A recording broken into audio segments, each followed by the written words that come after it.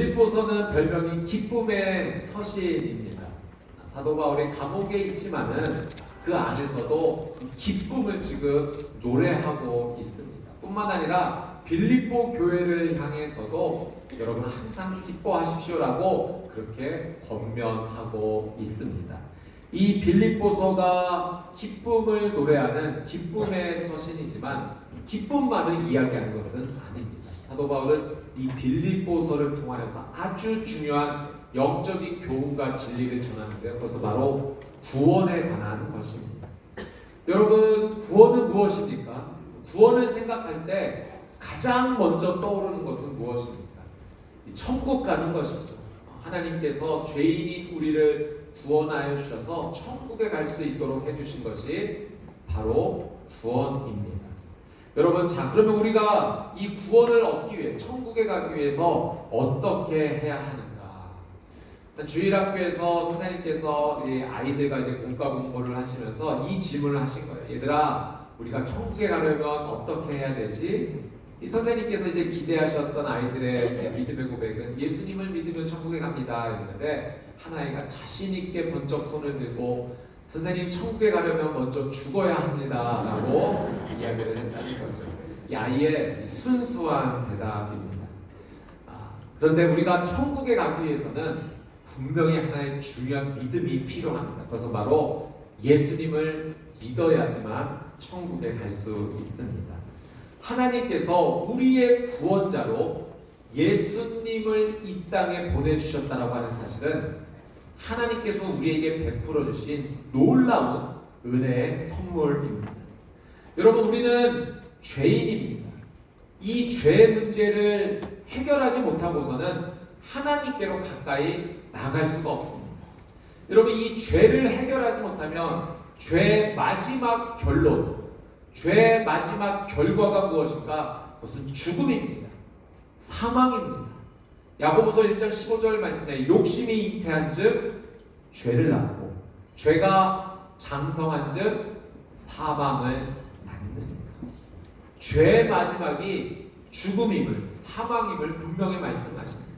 그 사망은 우리가 이 땅에서 육신의 삶을 마치는 죽음도 포함하겠지만 그것뿐이 아닙니다. 앞으로도 이어질, 죽음 이후에 이어질 그 영원한 시간 가운데 맞이하는 영원한 죽음, 지옥불에 갇히는 그 죽음을 말하는 것입니다.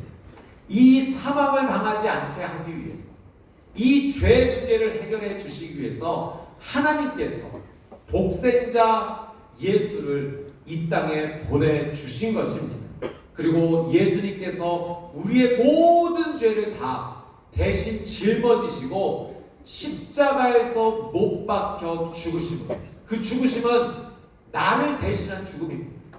죄로 말미암아 내가 죽었어야 될 그 죄의 죽음을 예수님께서 십자가에서 대신 치루어 주신 것입니다.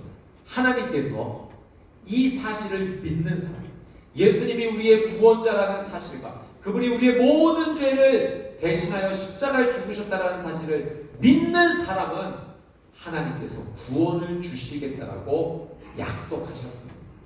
자, 요한복음 3장 16절 말씀을 우리 같이 한번 읽어보도록 하겠습니다. 요한복음 3장 16절입니다. 시작. 하나님이 세상을 이처럼 사랑하사 독생자를 주셨으니 이는 그를 믿는 자마다 멸망하지 않고 영생을 얻게 하려 하시니라. 예수님을 구원자로 믿는 자마다 영생을 얻게 하여 주시겠다고 약속하신 거죠. 요한복음 5장 24절 말씀도 같이 한번 읽어보겠습니다. 시작. 내가 진실로 진실로 너희에게 이르노니 내 말을 듣고 또 나 보내신 이를 믿는 자는 영생을 얻었고 심판에 이르지 아니하나니 사망에서 생명으로 옮겨지느니라. 요한복음 5장 24절 5, 24. 사망에서 생명으로 이사한 겁니다. 심판을 받지 아니하고 생명에 이를 수 있도록 누구를? 예수님을 구원자로 믿는 자마다 하나님께서 그렇게 해 주시겠다라고 약속하신 겁니다. 여러분, 예수님을 우리의 구원자로 믿으면 영생을 얻는 줄 믿습니다. 하나님께서 베풀어 주신 놀라운 은혜죠. 이 구원의 놀라운 은혜를 구약에 하나님께서 예표로 미리 먼저 보여주신 사건이 있습니다. 민수기 21장에 나오는 불뱀 사건입니다. 이스라엘 백성들이 광야에서 하나님께 죄를 짓습니다. 원망과 불평을 그냥 다 쏟아냅니다. 이 광야에서 우리가 무슨 고생이, 물도 제대로 못 먹고 하나님께서 만나를 주심에도 불구하고 변변치 않은 음식이라고 그렇게 불평합니다. 애굽으로 돌아가는 것이 낫겠다. 그렇게 하나님 앞에 죄를 짓게 되므로 하나님의 심판이 임하게 됩니다. 하나님께서 불뱀을 보내신 겁니다. 그리고 그 불뱀에 물린 사람들마다 그 광야에서 죽어가게 되는 상황이 된 거죠. 백성들이 회개합니다. 모세에게 도움을 구합니다. 모세가 하나님께 간절히 기도했을 때 하나님께서 그 불뱀을 장대 위에 걸어놓으라고 하십니다. 그리고 이 불뱀을 보는 자마다 살 것이라고 하나님께서 약속하시죠. 그리고 모세가 순종하여 그 뱀의 모양을 노수로 만들어서 장대 위에 올려놓게 됩니다. 어떻게 되었을까요? 민수기 21장 9절 말씀 같이 한번 읽어보겠습니다. 시작. 모세가 녹뱀을 만들어 장대 위에 다니 뱀에게 물린 자가 녹뱀을 쳐다본지 모두 살더라. 여러분, 죽어가는 백성들이요, 장대 위에 달린 이 녹뱀을 보고 다 살게 되었습니다. 그 뱀의 모양이 신령한 능력이 있어서가 아니라 그 뱀을 쳐다본 사람은 살게 될 것이라는 하나님의 말씀을 믿었기 때문입니다. 여러분, 마찬가지 하나님께서 예수 그리스도가 나의 구원자라는 사실을 믿는 사람은 구원하여 주시겠다라고 약속하여 주신 것입니다. 하나님께서 예수님이 나의 구원자라고 믿는 사람을 어떻게 해주셨는가? 그 믿음을 보시고 그 한 사람 한 사람을 하나님께서 의롭다라고 여겨주신 것입니다. 하나님께서 의롭다고 여겨주신 것이 바로 칭의의 은혜입니다. 하나님께서 칭의의 은혜를 주신 거예요. 의롭다라고 선포하여 주신 것입니다. 일컬을 칭에 오를 의자를 써서 칭의, 의롭다라고 선포하여 주신 것입니다. 여러분, 이 칭의는요, 법적 선언과도 같습니다. 죄인인 우리가 예수 그리스도의 그 공로를 믿음으로 나아갈 때 하나님께서 그 믿음을 보시고 의롭다라고 그냥 일방적으로 선포해 주신 겁니다. 하나님의 이 은혜의 선포 때문에 우리가 의롭게 된 거죠. 고대 왕정 시대에는요, 여러분, 죄인이 사면을 받는 일이라든지 또는 아주 낮은 신분에서 높은 신분으로 올라갈 때 왕이 어떤 일을 해줬냐면 자기의 겉옷을 걷어서 그 사람을 덮어주었습니다. 왕의 망토를 풀어서 그 사람을 덮어줍니다. 그러면 그 사람은 죄가 사면이 되었습니다. 낮은 신분에서 높은 신분으로 올라가게 되었습니다. 성경에도 그런 일이 있죠. 요셉이 감옥에서 죄수의 신분으로 있다가 하나님의 은혜로 바로 왕 앞에 나가서 꿈을 해석해 주게 됩니다. 그때 바로가 행했던 일이 무엇인가? 자신의 인장 반지를 빼주어서 요셉에게 끼워주고요, 세마포 옷을 입혀주었다고 성경에 기록되어 있습니다. 에스더서에도 이 에스더의 사촌 오빠 모르드게가 왕의 그 축복을 받게 될 때 왕의 옷을 입고 행진을 하게 됩니다. 왕으로부터 받는 특별한 축복이에요. 예수님께서 말씀하여 주신 이 탕자의 비유에도 이 탕자가 자신의 뜻대로 세상 나가 모든 죄를 짓고 방탕하다가 이제 후회하고 회개하는 마음으로 아버지에게 오지 않습니까? 그 아버지가 이 아들에게 처음으로 해준 것이 가장 좋은 옷을 입혀준 겁니다. 이 아들을 아들로서 받아준 겁니다. 이 아들을 자녀로서 의롭다라고 아버지가 여겨준 것입니다. 여러분, 우리가 예수님을 나의 구원자로 믿을 때 하나님께서 이 믿음을 보시고 예수님의 보혈로 의의 옷을 만들어 주셔서 우리에게 입혀주시는 줄 믿습니다. 이 믿음을 하나님께서 보시고 우리를 의롭다 여겨주시고 영원한 생명, 천국에 나아갈 수 있는 그 놀라운 은혜를 허락하여 주신 것입니다. 여러분, 예수님을 분명히 나의 구원자로 믿고 하나님 주시는 이 칭의의 은혜를 얻어서 영원한 생명, 천국으로 나가는 우리 성도님들의 삶이 되시기를 주님의 이름으로 축복합니다. 오늘 본문에서 사도 바울은요, 예수님께, 하나님께 이 은혜를 받은 자들, 칭의의 은혜를 받은 자들이 어떻게 살아가야 될지를 지금 말하고 있습니다. 그래서 사도 바울이요, 자신의 믿음을 지금 소개하고 있습니다. 나도 예수님의 이 놀라운 은혜를 믿는 자로서, 하나님께 칭의의 은혜를 얻은 자로서 나는 지금 이런 믿음의 삶으로 살아가고 있습니다. 자신의 믿음을 소개하면서 빌립보 교회 성도들로 하여금 그 믿음을 따라올 수 있도록 스승으로서, 선생으로서 지금 가르치고 권면하고 있는 겁니다. 자, 10절, 11절 말씀을 한번 읽어보도록 하겠습니다. 10절, 11절입니다. 시작. 내가 그리스도와 그 부활의 권능과 그 고난의 참여함을 알고자 하여 그의 죽으심을 본받아 어떻게 해서든지 죽은 자 가운데서 부활에 이르려 하노니. 지금 사도 바울의 이 고백은 간단합니다. 자신은 예수님을 더 알아가고 싶다는 거예요. 그래서 예수님을 더 알고 그분을 본받아서 어디까지 이르려는가? 부활에, 온전한 부활에까지 이루고 싶다는 겁니다.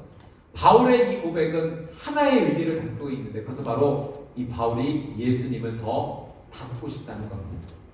칭의의 은혜를 얻은 자로서 예수님과 더 연합하고 싶고, 예수님을 더 알고 싶고, 예수님을 더 닮아가서 그분과 같이 예수님처럼 온전한 부활에 이르기까지 나아가고 싶다는 거예요. 예수님을 닮는 것이 내 믿음의 온전한 목표입니다라고 사도 바울이 자신의 믿음을 소개하고 있습니다.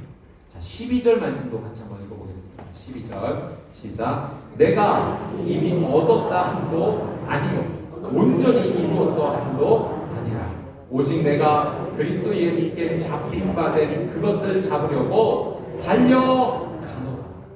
사도 바울이 자신이 예수님처럼 온전히 닮기를 원하는데 이렇게 말해요. 내가 이미 얻었다 함도 아니요 온전히 이루었다 함도 아니라. 아직 자신의 그 믿음의 삶이 온전하게 이루어지지 않았다라고 정직하게 고백하는 겁니다. 칭의의 은혜를 얻은 자로서 예수님을 닮아 더 변화되고 싶은데 아직 그 변화의 과정 가운데 있다는 거예요. 그래서 그것을 잡으려고 달려가노라. 나는 예수님을 닮아가기 위해서, 그분과 온전히 연합하기 위해서 지금도 이 믿음으로 하나님께, 예수님께 달려가고 있다라고 말하고 있는 거예요.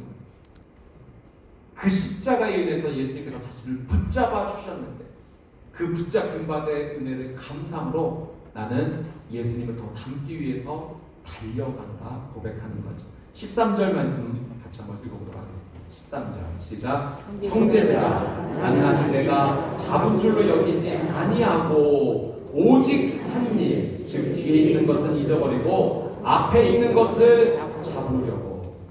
내가 아직 이걸 잡은 줄로 여기지 않는다는 거예요. 칭의의 은혜를 얻었는데 내가 지금 온전히 예수님과 연합하였는가, 그분을 닮고 있는가, 아직 다 그것을 이루지 못했다는 거예요. 그래서 오직 한 일, 오직 한 가지, 이걸 위하여서 나는 앞에 있는 것을 잡으려고 달려간다는 겁니다. 뒤에 있었던 나의 삶은 다 잊어버리고 이제까지 내가 행했던 그 행위의 노력들은 아무것도 아니라는 겁니다. 나는 오직 예수 그리스도를 닮아가고자 하는 이것에 붙잡으려고 달려간다라고 고백하는 거죠. 자, 14절 말씀 읽습니다. 14절 시작. 표대를 향하여 그리스도 예수 안에서 하나님이 위에서 부르신 부름의 상을 위하여 달려가노라. 표대를 향하여, 부르심의 상을 위하여. 이 모든 게 예수님을 닮고 싶다는 걸 의미하는 겁니다. 내가 달려가고자 할 그 표대가 무엇인가? 예수님 닮는 겁니다. 하나님께서 주실 부름의 상이 무엇인가? 나는 예수님과 온전히 연합하는 겁니다. 나는 그것을 위하여 지금도 달려가고 있습니다. 나의 유일한 한 가지 소원, 예수님을 구원자로 믿음으로 칭의의 은혜를 얻은 자로서 나의 유일한 한 가지 소망, 나의 표대, 나의 부름의 삶, 예수님을 닮는 겁니다. 그 이야기를 바울이 고백하고 있는 거죠. 자, 15절 16절 말씀입니다. 15절 16절 시작. 그러므로 누구든지 우리 온전히 이룬 자들은 이렇게 생각할지니 만일 어떤 일에 너희가 달리 생각하면 하나님이 이것도 너희에게 나타내시리라. 오직 우리가 어디까지 이르렀든지 그대로 행할 것이다. 자, 온전히 이룬 자들은 신앙이 지금 성숙한 사람들, 예수님을 구원자로 믿어서 하나님께 이 칭의의 은혜를 얻은 사람들에게 말하는 겁니다. 온전히 이룬 자들은 이렇게 생각할지, 자신이 지금 바울이 고백하는 표대를 향한 불의승의 상을 위하여 예수 그리스도와 온전히 연합하고 닮기 위하여 달려가는 그것을 받아들이고 그 믿음의 생활을 하라는 겁니다.